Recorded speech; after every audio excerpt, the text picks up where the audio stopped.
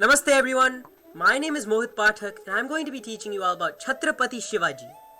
Chhatrapati Shivaji Maharaj was the founder of the Maratha Empire in western India. He is considered to be one of the greatest warriors of his time and even today. Stories of his exploits are narrated as a part of folklore. With his valor and great administrative skills, Shivaji carved out an enclave from the declining Adil Shahi Sultanate of Bijapur. It eventually became the genesis or beginning of the Maratha Empire. After establishing his rule, Shivaji implemented a competent and progressive administration with the help of a disciplined military and well-established administrative setup. Shivaji is well known for his innovative military tactics that centered around his non-conventional methods for leveraging strategic factors like geography, speed, and surprise to defeat his more powerful enemies. First, I'd like to talk to you guys about his childhood and early life. Shivaji Bhosle was born on February 19, 1630, to Shahaji Bhosle and Jijabai at the fort of Shivneri near the city of Junnar of the Pune district. Shivaji's father Shahaji was in service of the Bijapuri Sultanate as a general. Shivaji's mother Jijabai was the daughter of a Sandhkand leader Lukhija Rao Yadav, and she was a deeply religious woman. Shivaji was especially close to his mother, who instilled in him a strict sense of right and wrong. Kanhoji Jade and Baji Pasalkar were appointed to train Shivaji in military and martial arts. Also, Shivaji got married to Saibai Nimbalkar in 1640 at the age of 10. Shivaji turned out to be a born leader from a very young age. He was also an active outdoorsman as he explored the Sahyadri mountains surrounding the Shivneri forts, and he came to know the area like the back of his hands. By the time he was 15, he had accumulated a band of faithful soldiers from the Mabal region who later aided in his early conquests. Next, I'd like to talk to you guys about the struggle with Bijapur. From 1645, Shivaji acquired control of several strategic areas from under the Bijapur Sultanate around Pune.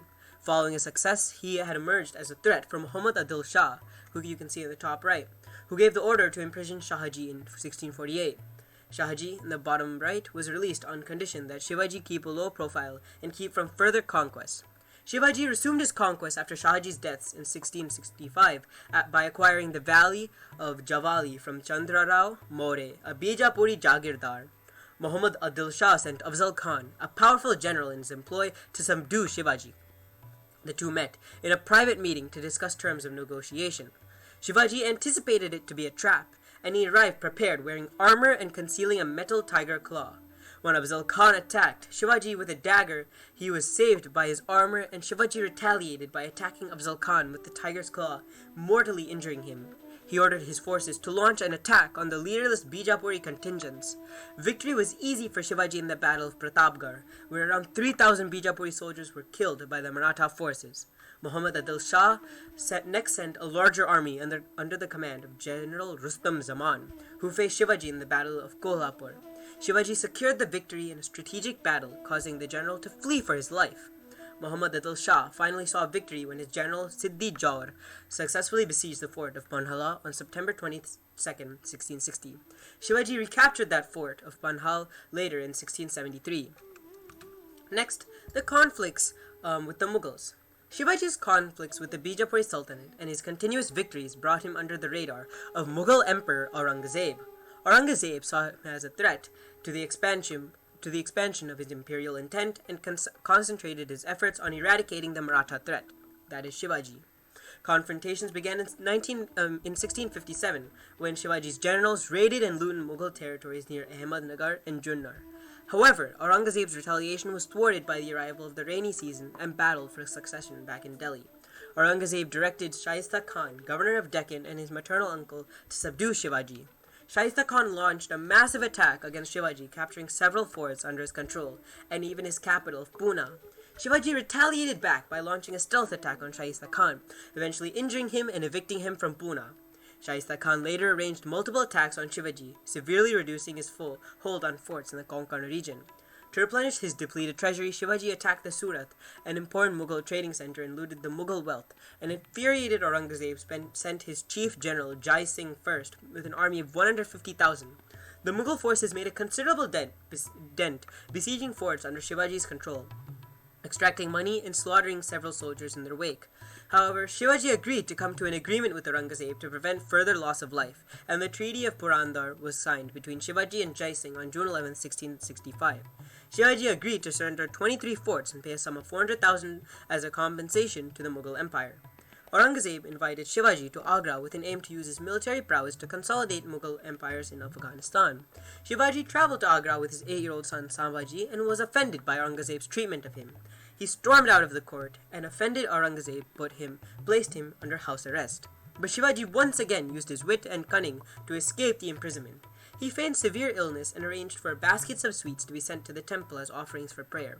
He disguised as one of the carriers and hid his son in one of the baskets and escaped on August 7, 1666.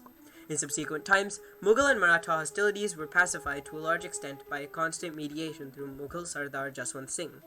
This peace lasted until 1670, after which Shivaji launched an all-out offense against the Mughals. He recovered most of his territory seized by the Mughals within just 4 months.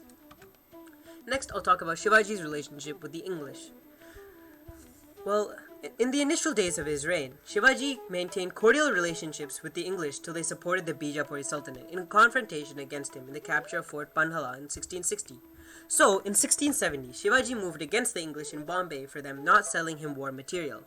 This conflict continued in 1671 when again the English refused their support in his attack on Danda Rajpuri, and he looted the English factories in Rajapur.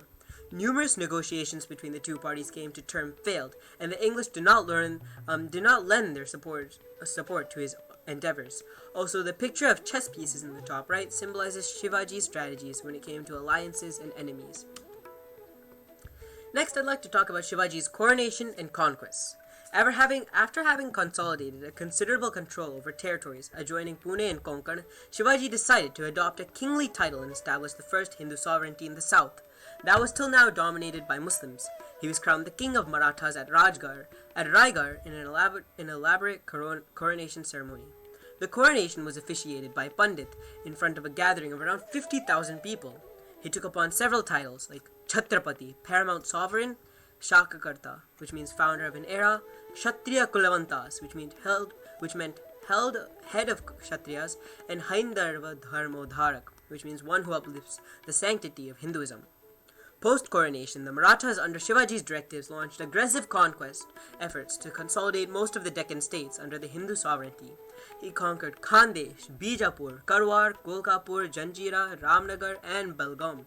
He also captured forts at Vellore and Gingi, controlled by the Adil Shahi rulers. He also came to an understanding with his stepbrother Venkoji over holdings over Tanjavur and Mysore. What he aimed at was to unify the Deccan states under the rule of a native Hindu ruler and protect it from outsiders like the Muslims and Mughals. Next, I'd like to talk about the administration under Shivaji. Under his reign, the Maratha administration was established where Chhatrapati was the supreme sovereign, and a team of 8 ministers were appointed to oversee the proper enforcement of various policies. These 8 ministers reported directly to Shivaji and were given a lot of power in terms of execution of policies formulated by the king. These 8 ministers were the Peshwa, or Prime Minister, who was head of general administration and represented the king in his absence, the Maujamdar, or the auditor, who is responsible for maintaining the financial health of the kingdom, the Panditrao, or chief spiritual head, who is responsible for overseeing the spiritual well-being of the kingdom, fixing dates for religious ceremonies, and overseeing charitable programs undertaken by the king. Fourth was the Dabir, or the foreign secretary, who was entrusted with the responsibility of advising the king on matters of foreign policies. Fifth was the Senapati, or the military general, who was in charge of overseeing every aspect of the military, including organization, recruitment, and training of soldiers. He was also the strategic advisor of the king in the time of war. The Nyayadhish, or Chief Justice, saw formulations of law and the subsequent enforcement, civil, judicial, as well as military. The Mantri, or chronicler, was responsible for keeping elaborate records of everything the king did in his daily life. The Sachiv, or superintendent, was in charge of royal correspondence. Shivaji vigorously promoted the use of Marathi and Sanskrit in his court instead of Persian, the existing royal language. He even changed the names of these forts under his control to Sanskrit names to accent his Hindu rule. Although Shivaji himself was a devout Hindu, he promoted tolerance for all religion under his rule. His administrative policies were subject-friendly and humane, and he encouraged liberty of women in his rule. He was strictly against caste discrimination and employed people from all castes in his court. he introduced the Royotwari system, eliminating the need for middlemen between farmers and the state and collecting revenues directly from the manufacturers and producers, hence decreasing the cost of these products and boosting the economy. Shivaji introduced the collection of two taxes called the Chauth and the Sardeshmukhi. He divided his kingdom into 4 provinces, each headed by a Mamlatadar. Village was the smallest unit of administration, and the head was titled Deshpande, who headed the village Panchayat. Shivaji maintained a strong military force, built several strategic forts to secure his borders, and developed a strong naval presence along the Konkan and coast. Finally, I'd like to talk about the demise and legacy of Shivaji Maharaj. Shivaji Maharaj died at the age of 52 on April 3rd, 1680, at the Raigad fort, after suffering from a bout of dysentery.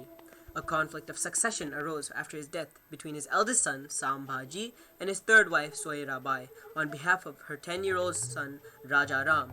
Sambhaji dethroned the young Raja Ram and ascended the throne himself on June 20th, 1680. The Mughal-Maratha conflicts continued after Shivaji's death, and the Maratha glory declined greatly. However, it was reclaimed by young Madhwarao Peshwa, who reclaimed Maratha glory and established his authority over North India. Finally, thank you for watching, everyone, and next time you are in distress, think about Shivaji, and your obstacle will become a mere hindrance that you will overcome with ease. And also, here are a few uplifting quotes from Shivaji that you can use if you ever need some upliftment. Thank you.